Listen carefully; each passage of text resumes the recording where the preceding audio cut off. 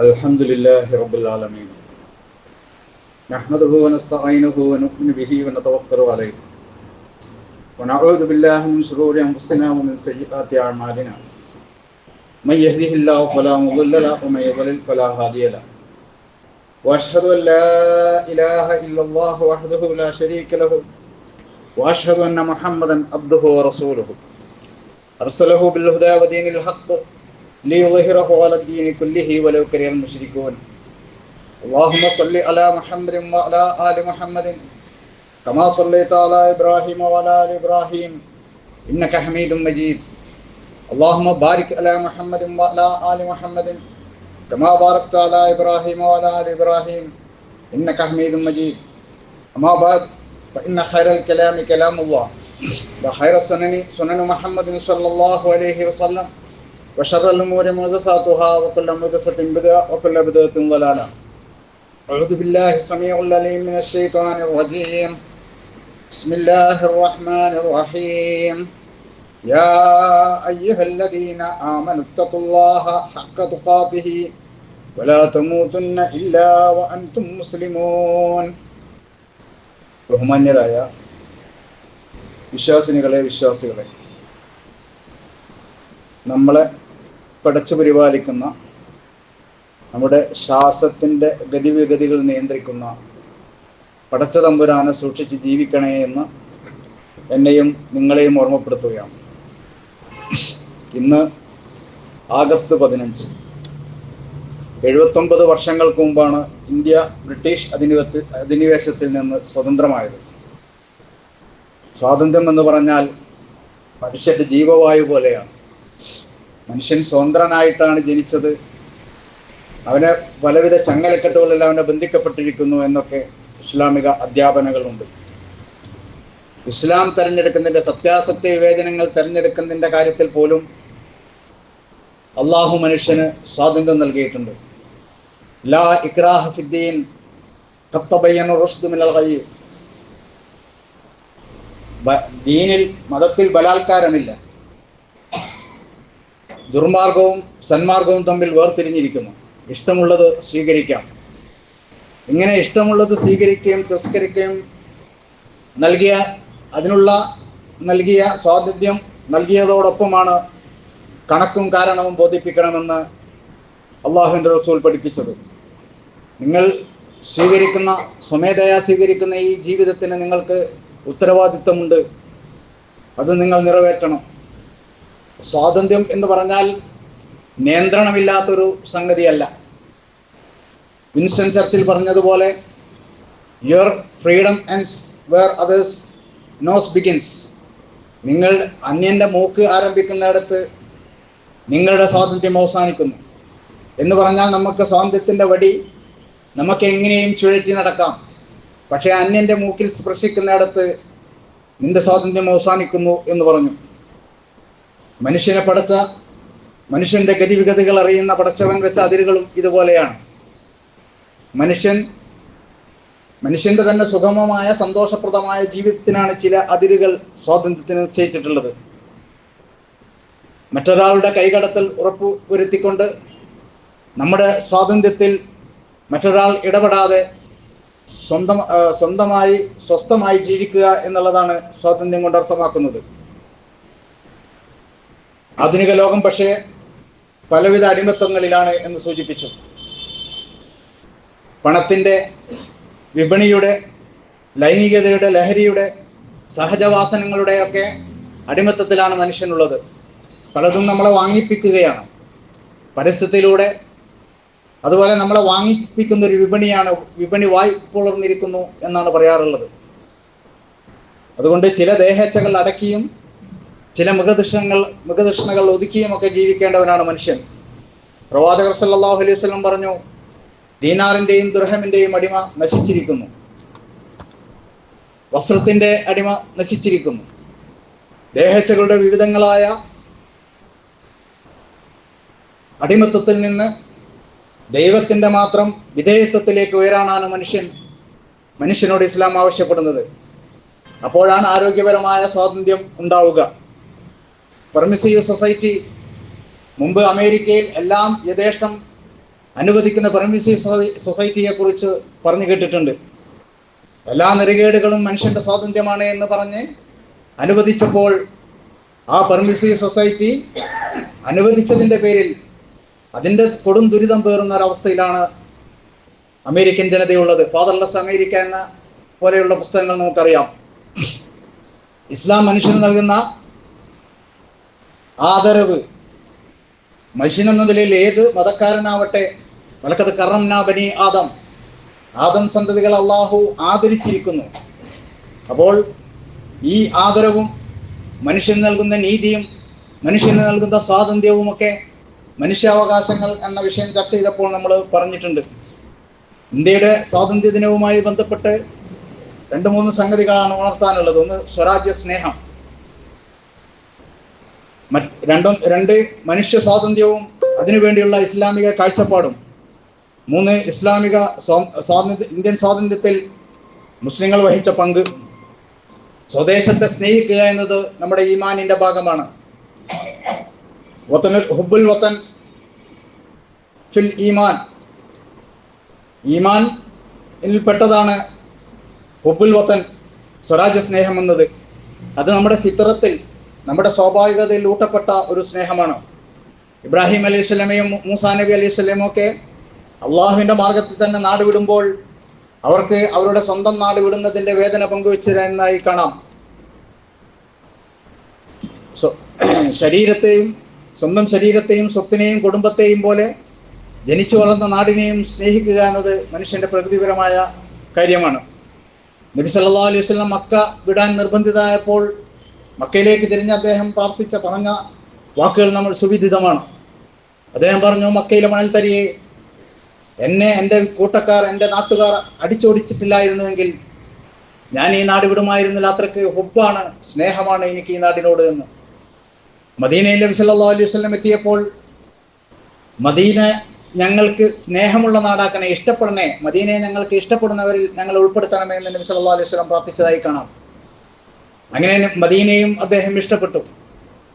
യാത്ര കഴിഞ്ഞ് വരുമ്പോൾ മദീനയിൽ അടുത്തേക്ക് എത്തിയാൽ ഒട്ടകത്തെ അദ്ദേഹം വേഗത്തിലാക്കിയിരുന്നു എന്നാണ്, മദീനയോടുള്ള ഇഷ്ടം കൊണ്ട്. ഇതൊക്കെ നമുക്ക് ചരിത്രത്തിൽ വായിക്കാവുന്നതാണ്. നബി സല്ലല്ലാഹു അലൈഹി വസല്ലം നാടിനോടുള്ള സ്നേഹം ഇതിൽ നിന്നൊക്കെ നമുക്ക് വ്യക്തമാവും. മദീനയിൽ താമസിച്ചപ്പോൾ അവിടെ നബി സല്ലല്ലാഹു അലൈഹി വസല്ലം നേരത്തെ പറഞ്ഞതുപോലെ സഹാബികൾ സാക്ഷ്യപ്പെടുത്തുന്നുണ്ട് നബി സല്ലല്ലാഹു അലൈഹി വസല്ലമെ മദീനയെക്കുറിച്ചുള്ള ഇഷ്ടത്തെക്കുറിച്ച്. സ്വന്തം മാതൃഭൂമി തിരിച്ച് നാടുവിടണമെന്ന് കൽപ്പന അസഹ്യമായതുകൊണ്ടാണ് സൂറത്ത് നിസായിലെ 466 4-ാമത്തെ സൂറത്തിൽ 66-ാമത്തെ വചനത്തിൽ വലൗ അന്നാ കതബ്നാ അലൈഹിം എന്ന് പറഞ്ഞുകൊണ്ട്, അതുപോലെ സൂറത്തുൽ അശ്റിലൊക്കെ സ്വന്തം വീടുകളിൽ നിന്ന് കുടിയൊഴിപ്പിക്കുന്നതിന്റെ വേദനയെക്കുറിച്ച് മുഹാജിറുകളെ കുറിച്ച് അള്ളാഹു സൂചിപ്പിക്കുന്നുണ്ട്. മനുഷ്യരെ സമൂഹം ഉണ്ടാക്കിയെടുത്ത പാരതന്ത്യങ്ങളിൽ നിന്നും ചങ്ങലകളിൽ നിന്നും പൂച്ചവിലങ്ങളിൽ നിന്നും വിമോചിപ്പിക്കാനാണ് പ്രവാചകന്മാർ വന്നത്. തൗഹീദ് പ്രബോധനം ചെയ്യുന്നതോടൊപ്പം അവരുടെ പാരതന്ത്യത്തിൽ നിന്ന് അവരെ വിടുകയായിരുന്നു ഇസ്ലാമിന്റെ ദൗത്യം. അതുകൂടി ഇസ്ലാമിന്റെ ദൗത്യമായിരുന്നു. മൂസാ നബി അലൈഹി സ്വലാം തൗഹീദ് പ്രബോധനം ചെയ്യുന്നതോടൊപ്പം ഇസ്രായേലിയരുടെ വിമോചനത്തെക്കുറിച്ച് സംസാരിക്കുന്നതായി കാണാം. ഫറോവയുടെ ഭീകര ഭരണത്തിൽ നിന്ന്, അടിമത്തത്തിൽ നിന്നൊക്കെ അദ്ദേഹത്തെ, ഈ ഇസ്രായേൽ സന്തതികളെ രക്ഷപ്പെടുത്താൻ വേണ്ടി അദ്ദേഹം ശ്രമിച്ചു. അക്കാര്യം ഷുആറാ 22-ാമത്തെ വചനത്തിൽ അള്ളാഹു സൂചിപ്പിക്കുന്നു. മദീനയിൽ നബി സല്ലല്ലാഹു അലൈഹി വസല്ലം എന്ന കാര്യത്തെക്കുറിച്ച് നമ്മൾ പറഞ്ഞു. മദീനയിൽ വന്നപ്പോൾ നബി സല്ലല്ലാഹു അലൈഹി വസല്ലം ആദ്യം ഉണ്ടാക്കിയ മദീന കരാറാണ്. അവിടെ ജൂതന്മാരുണ്ട്, ക്രിസ്ത്യാനികളുണ്ട്. അവരെയൊക്കെ മദീന എന്ന നിലക്ക് മദീനയിൽ അവർക്കുള്ള എല്ലാ അവകാശങ്ങളും, മതപരമായ അവകാശങ്ങളും സ്വാതന്ത്ര്യങ്ങളും ഒക്കെ അനുവദിച്ചുകൊണ്ട് മദീനയെ പുറത്തു നിന്നൊരാൾ ആക്രമിക്കാൻ വന്നാൽ നമ്മൾ ഒന്നിച്ച് എതിരിടും, മദീനയ്ക്ക് വേണ്ടി നമ്മൾ ഒന്നിച്ച് നിലകൊള്ളും എന്ന രൂപത്തിലുള്ള മദീന കാർട്ടർ നബി സല്ലല്ലാഹു അലൈഹി വസല്ലമയുടെ വിഖ്യാതമായ കരാറാണ്.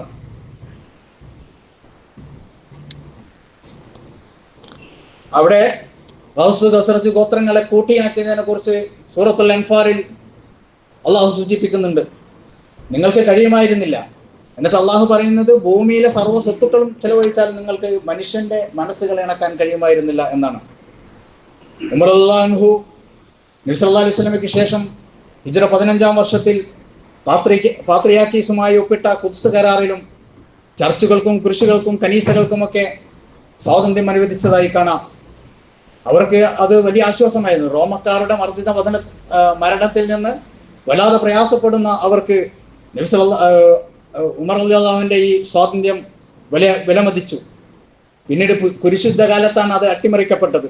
യഹൂദരെ ഒഴിപ്പിച്ചു കളയുകയാണ് ക്രിസ്ത്യാനികൾ ചെയ്തത്. സലാഹുദ്ദീൻ അയ്യൂബി വന്നതോടുകൂടി അതിന് മാറ്റം വന്നു. ഇതൊക്കെ നമ്മൾ ചരിത്രത്തിൽ മനസ്സിലാക്കുന്നു. ഇസ്ലാമിന്റെ സ്വാതന്ത്ര്യത്തെക്കുറിച്ച പ്രഖ്യാപനം തന്നെ ലാ ളാറ വലാ ളിറാറ, അക്രമം നമ്മൾ സ്വയം ഏറ്റുവാങ്ങുകയും ചെയ്തതിന് മറ്റൊരാളെ ആക്രമിക്കുകയും ചെയ്യരുത് എന്നതാണ്. നമ്മുടെ രാജ്യത്ത് വിവിധങ്ങളായ അധിനിവേശങ്ങൾ, വിദേശ ശക്തികൾ ആധിപത്യവും വഹിച്ചിട്ടുണ്ട്. പോർച്ചുഗീസ് 1498 ഗാമയുടെ വരവോടുകൂടി പോർച്ചുഗീസ്, ഡച്ച്, ഫ്രഞ്ച്, ബ്രിട്ടീഷ് അധിനിവേശങ്ങളെ കുറിച്ച് നമുക്കറിയാം. 1803 ബ്രിട്ടീഷുകാർ ഇന്ത്യയിൽ കാലുകുത്തിയത് തന്നെ, അവിടെ ഭരണം ഉറപ്പിച്ചത് തന്നെ സിറാജുദ്ദീൻ ദൗലയെ, ഒരു മുസ്ലിം ഭരണാധികാരിയെ പരാജയപ്പെടുത്തിക്കൊണ്ടായിരുന്നു. ബ്രിട്ടീഷ് സ്വേച്ഛാധിപത്യത്തിനെതിരെ ഷാ ദഹ്ലവി പോലെയുള്ളവർ പ്രവർത്തിച്ചു. ഫൈസാബാദിലെ മൗലവി അഹമ്മദുല്ലാ ഖാൻ, പഞ്ചാബിലും യുപിയിലും ബീഹാറിലുമൊക്കെ നിരവധി പണ്ഡിതന്മാർ അവരുടെ ഉപദേശങ്ങളിലും നിർദ്ദേശങ്ങളിലുമൊക്കെ നമ്മുടെ സ്വാതന്ത്ര്യത്തെക്കുറിച്ച് ഉറക്കെ പറഞ്ഞിട്ടുണ്ട്. ഉറുദു ആനുകാലികങ്ങളിലും ലഘുലേഖകളുമൊക്കെ ഇന്ത്യൻ സ്വാതന്ത്ര്യത്തെക്കുറിച്ച് വല്ലാതെ സംസാരിച്ചു. വളരെ പേർ ആ ചരിത്രം നീണ്ടതാണ്. 1857 ഒന്നാം സ്വാതന്ത്ര്യ സമരത്തിൽ നേതൃത്വം വഹിച്ച ബഹദൂർ ഷാ സഫർ പോലെയുള്ള, സുഭാഷ് ചന്ദ്രബോസിന്റെ സൈന്യത്തിലുണ്ടാകുന്ന ഷാനവാസ് ഖാൻ പോലെയുള്ള നിരവധി മുസ്ലിങ്ങളെ കുറിച്ച് നമുക്ക് മനസ്സിലാക്കാൻ സാധിക്കും. ഇന്ത്യ ഗേറ്റിൽ എഴുതി വെച്ച സ്വാതന്ത്ര്യ സമര സേനാനികളുടെ വലിയൊരു ശതമാനം മുസ്ലിങ്ങളുടെ പേരാണ്. മുസ്ലിങ്ങൾ മാത്രമല്ല,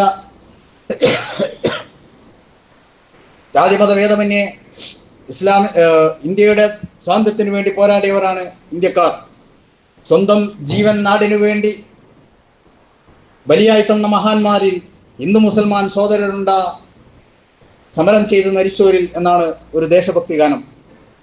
പറങ്കിപ്പടയെ തുരത്തിയ കുഞ്ഞാലിമരക്കാർ, 5000 വർഷത്തെ ചരിത്രത്തിൽ ടിപ്പു സുൽത്താൻ മാത്രമാണ് പടക്കളത്തിൽ ഷഹീദായ ഭരണാധികാരി.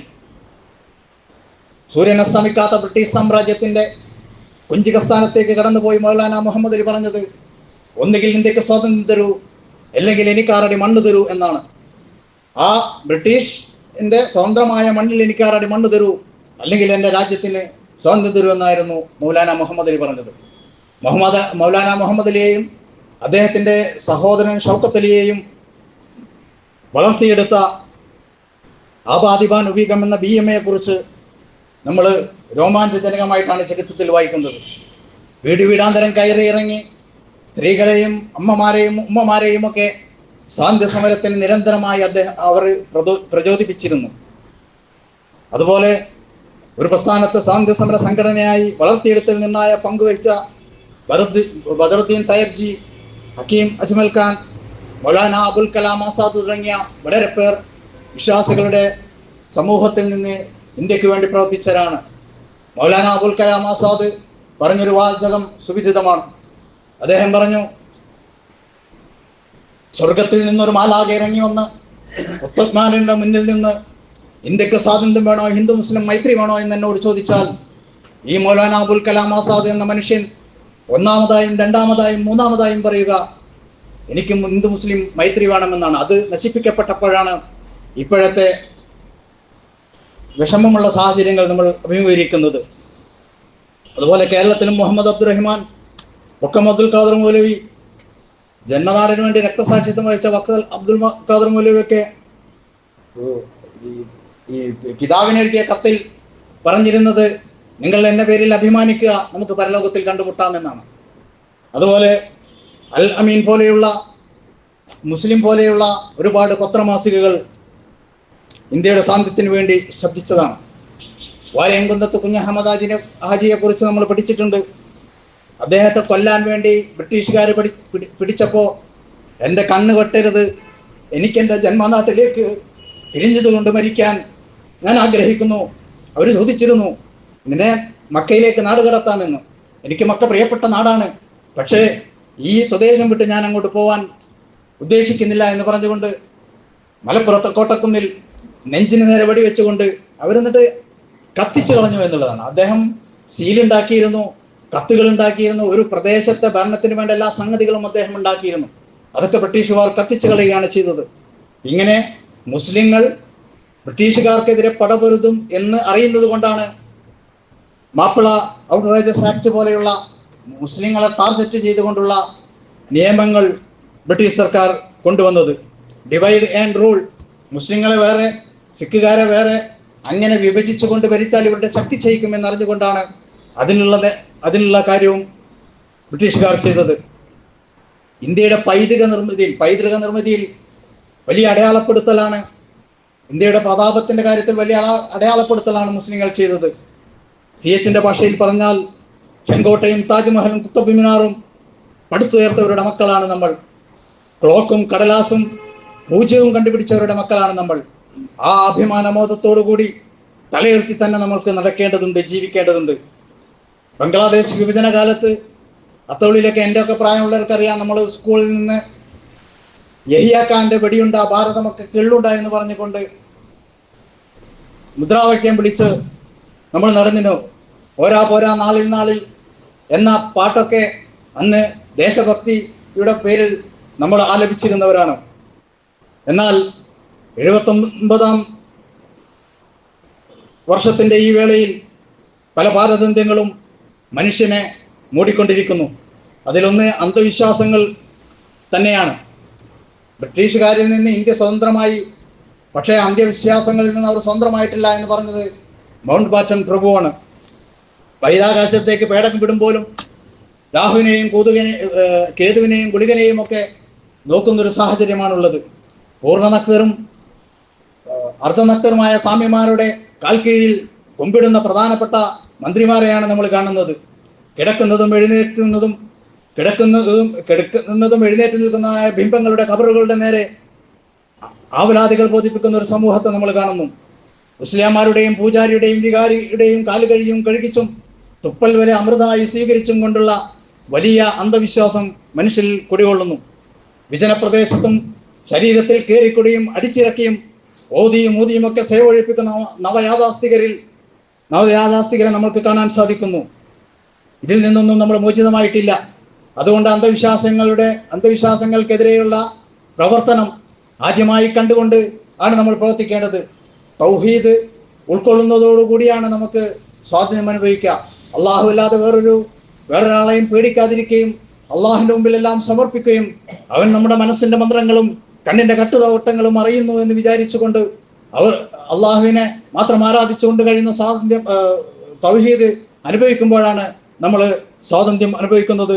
അള്ളാഹു അനുഗ്രഹിക്കട്ടെ.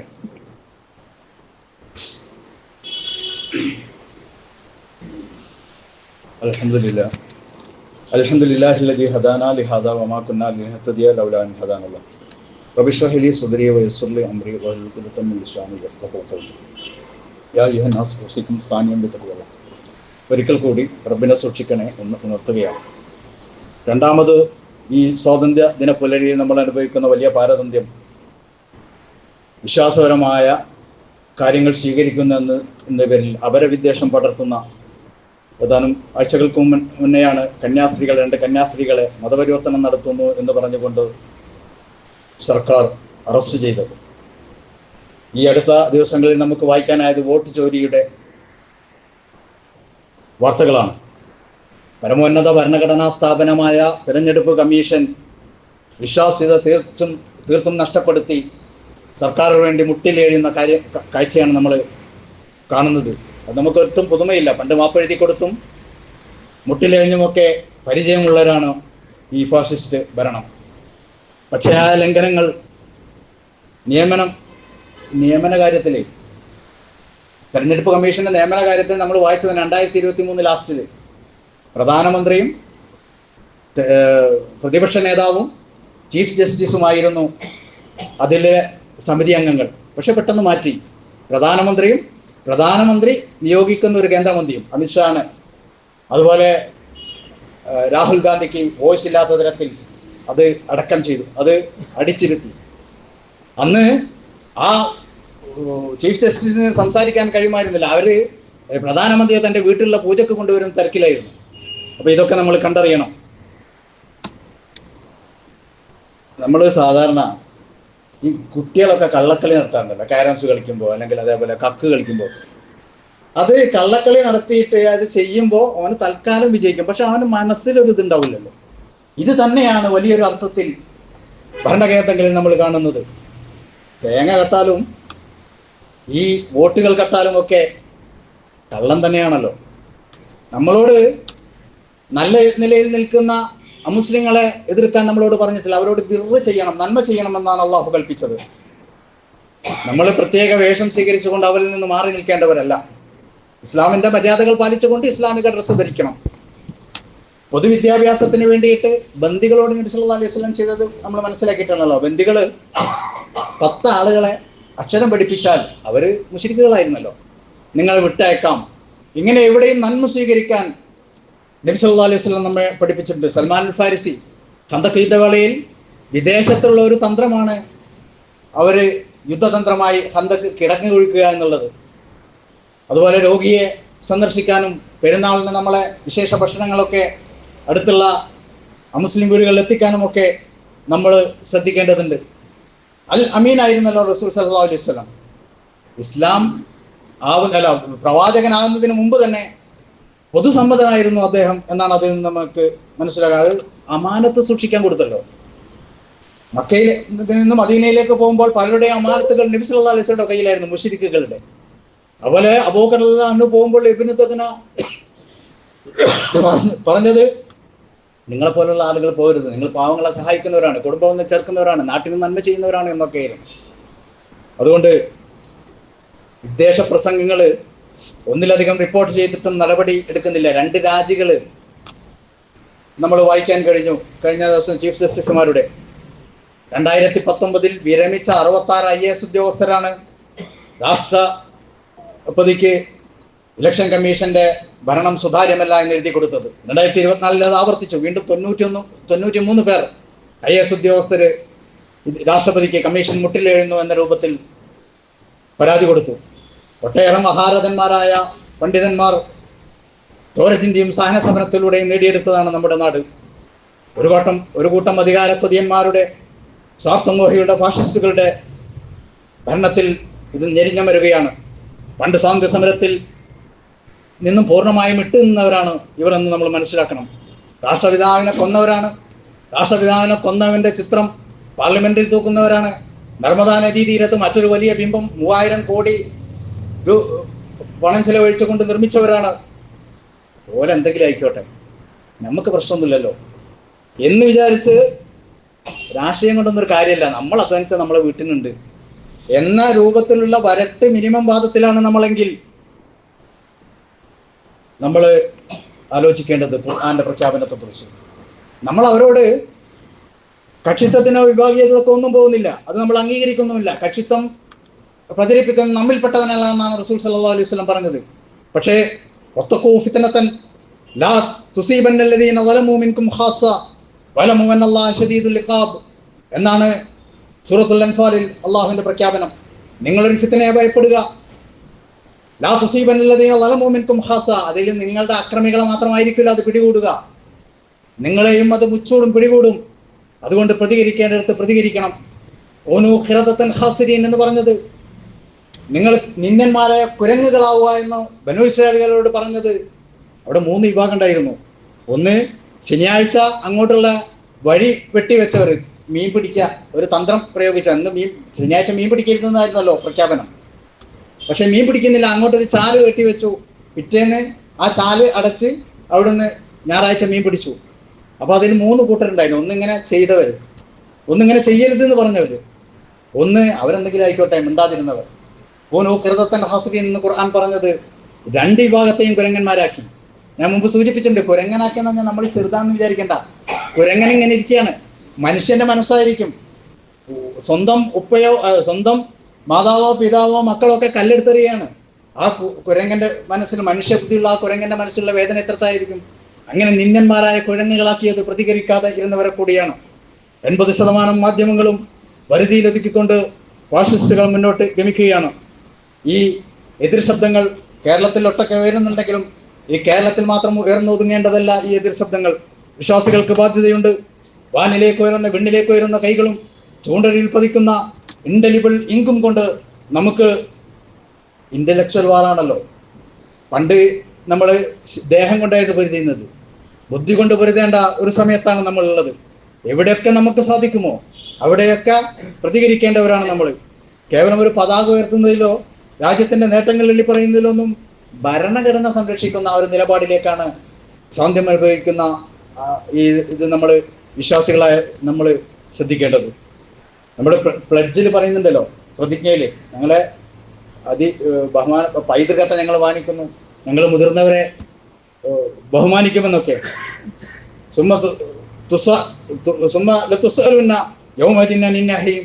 എന്ന നമ്മുടെ ഈ അനുഭവിക്കുന്ന സ്വാതന്ത്ര്യം നമ്മളോട് ചോദ്യം ചെയ്യപ്പെടുന്നതാണ് എന്ന് വിശ്വാസികൾ ഓർക്കേണ്ടതുണ്ട്. അങ്ങ് ഗാസയിൽ 60,000-ൽ പരം അത് റിക്കവർ ചെയ്ത ഡെഡ് ബോഡിയെ കുറിച്ച് മാത്രമാണ് പറഞ്ഞത്. 18,450 കുഞ്ഞുങ്ങൾ കൊല്ലപ്പെട്ടു, 237 മാധ്യമപ്രവർത്തകർ കൊല്ലപ്പെട്ടു എന്ന് പറയുന്നു. അനസ് അൽ ഷരീഫിന്റെ ഹൃദയഭേദകമായ അവസാന കുറിപ്പ് നമ്മൾ വായിച്ചതും കേട്ടവരുമാണ്. പട്ടിണി കൊണ്ട് പേക്കോലമായ പത്രങ്ങളിലും സാമൂഹ്യ മാധ്യമങ്ങളിലുമൊക്കെ നമ്മൾ കാണുന്നു. എക്സ്റേ ഷീറ്റ് പോലെ എല്ലും തോലുമായ ഒരു കുഞ്ഞിനെ എടുത്തു നിൽക്കുന്ന മാതാവിന്റെ ചിത്രം കഴിഞ്ഞ ദിവസം പത്രത്തിലുണ്ടായിരുന്നു. അതങ്ങ് അവിടെയല്ലേ, അതിനൊന്നും നമ്മളൊന്നും ചെയ്യേണ്ടതില്ലല്ലോ എന്ന് നമ്മൾ വിചാരിക്കേണ്ടതില്ല. അത്തോളി മുസ്ലിം വെൽഫെയർ അസോസിയേഷൻ എന്ന അംബാ സംഘടന മാതൃകാപരമായ ഒരു പ്രവർത്തനത്തിന് കഴിഞ്ഞ ആഴ്ച തുടക്കം കുറിച്ചു. തിങ്കളാഴ്ച സുന്നത്ത് നോമ്പ് കൊണ്ട് നോമ്പുകാരന്റെ പ്രാർത്ഥന അള്ളാഹു സ്വീകരിക്കില്ല എന്ന് പറഞ്ഞുകൊണ്ട് 16 മഹല്ലുകളിലും സംഘടനകളിലുമൊക്കെ ഈ ഗസയിലെ പട്ടിണി പേക്കോലങ്ങൾക്ക് വേണ്ടിയിട്ട് അവർ പ്രവർത്തിച്ചു. നമ്മുടെ മനുഷ്യ മനസ്സും ഇതിനൊക്കെ, വിശ്വാസികളുടെ നമ്മുടെ മനസ്സും ഇതിനൊക്കെ എതിരിൽ ഉയരേണ്ടതുണ്ട്. അള്ളാഹു അനുഗ്രഹിക്കട്ടെ. നമുക്ക് സ്വാതന്ത്ര്യം ഭരണഘടന വിഭാവനം ചെയ്യുന്ന രൂപത്തിൽ ആസ്വദിക്കാൻ അള്ളാഹു നമുക്ക് തൗഫീഖ് നൽകുമാറാവട്ടെ.